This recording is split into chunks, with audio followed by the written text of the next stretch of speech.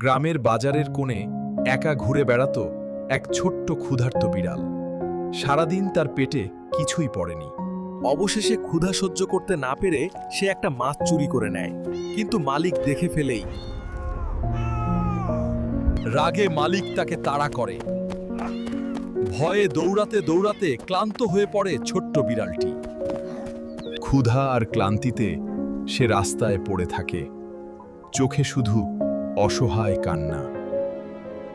ঠিক তখনই এক ছোট্ট মেয়ে তাকে দেখতে পায়। তার চোখে ছিল মায়া আর ভালোবাসা। সে আদর করে বিড়ালটিকে বাড়িতে নিয়ে যায়, ভালো করে খেতে দেয়। অনেক দিন পর পেট ভরে খায় ছোট্ট বিড়ালটি।